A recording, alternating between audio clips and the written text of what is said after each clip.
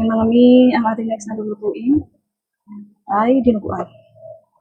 Sino po ba mahilig sa dinuguan dyan? Ayan ang ating ingredients. 2 kilong baboy, dugo, fresh na dugo, luya, bawang, sibuyas, sili, at tanlad. Pero hindi po natin yan ilalahat. Ayan, siguro natin mag-isa. Oil muna. Konti lang, wag sobra. Ayan, ang sunod natin dyan. Ang una natin ilalagay ay luya. Ayan, pa-aromahin po natin para mawala ng kanyang lansa. Bawang. At isunod na ang sibuyas.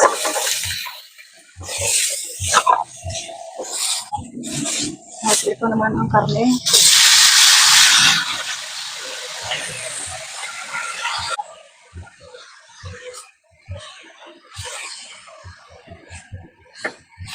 Ayan, kailangan masangkot siya ng maigi yung pork natin. Ayan, kailangan bisan yung paggisa. Mas masarap po yung naigisa talaga yung maigi yung luya. Tapos yung karne, masangkot siya ng maigi para wala pong lansa, wala pong kakaibang aftertaste or amoy na maangin. Tapos lagyan natin ng paminta. More paminta. Ayan.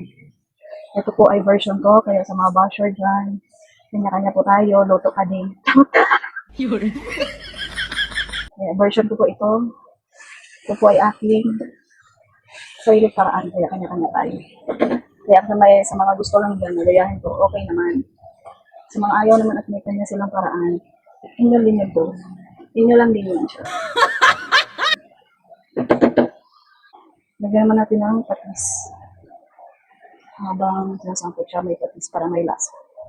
Haluin. So, palambutin na natin. Lagyan muna natin ng tubig. Lagyan natin ng kainamang tubig lang. Kasi maglalagay pa tayo ng dugo mamaya para achieve natin yung malapot. Tapos, takpan na. Takpan. Masaya ang lumambot. Pag malambot na, tsaka ilagay yung dugo. Okay? Ngayon, habang nag-aantay tayo lumambot yan, parang nag-aantay tayo na lumambot, tayo naman ay maglalamas na itong dugo. Nalamasin po natin yung dugo sa suka. Okay. Ito yung dugo. Talagyan ng hugas pa tayo maigi na kamay. Tapos lagyan natin ng suka. Tapos nalamasin po ng ganyan. Let's check. Lagyan natin ang sili. Pagpasensya nyo na yung nabili natin sa palengke. Mukhang hindi ganun ka fresh. Pero inugasan po natin ng maigi yan. Ito po ay version ko. So, ilang bash-bash. Para wala po talagang lansa. May ginger, may sili, may suka at yan. Wala po siyang dugo. Kaya nakakabango. At mukhang malambot na.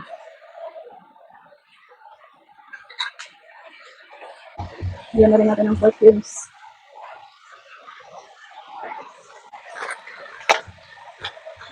Laurel, 2 piraso. Sobrang bango. Bago ko pala nilalagay yung dugo, yung bisang-bisa. Ubus na lahat ng tubig na ginamit natin pang palambot. Ayan na siya. Ibamang ko ito.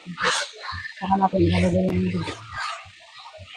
Ito na ang ating star for all season. Charot. The blood.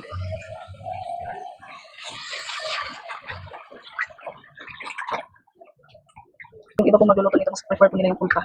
Pulpa means yun, hindi siya hahaluin tapos maluluto lang ng buo-buo yung dugo. Yung pulpa. May strand yung dugo pag nakikita mo dyan. Pero ito kapag hinalo mo ng ganyan, walang tigil pagkatapos na smooth. Smooth kapag naluto yung dugo. Tapos habang nahaluin natin yan, nalakasan natin na konti ng apoy. Umubo siya kagad at maluto agad yung dugo. Kaya na lumalapot siya. Kaya inuubos ko pa talaga yung water niya bago siya lagyan ng dugo. Para makuha mo yung hindi pumalpak yung dugo. Malapot siya. Tapos kapag sobrang naman sa lapot, tsaka ka magdadagdag ng tubig. Hindi yung dagdagan marami agad tubig. Tapos pagdating ng dugo ay hindi na lumapot. Para iwas palpak. Ganyan. Ganyan ang luto ng dugo. Luluto na siya. Pag nag-ibang tuling ganyan. Yan yung time na pwede ka na mag-add ng konting water. Yan, water. Salsayin nyo rin din po yung pagdagdag ng tubig. Para hindi naman mag-labnaw. Ayan. Tapos lagyan natin ng paminta. At saka suka. Kasi naluto na yung dugo, hindi na siya haluin ngayon. Lagyan ka ng additional vinegar. And then, asin. Konti lang muna. And then, takpan. Haluin na. Yung pinaglagyan natin ng dugo kanina, piglamasan natin ng dugo, lagyan natin tubig. Dadagdag natin siya.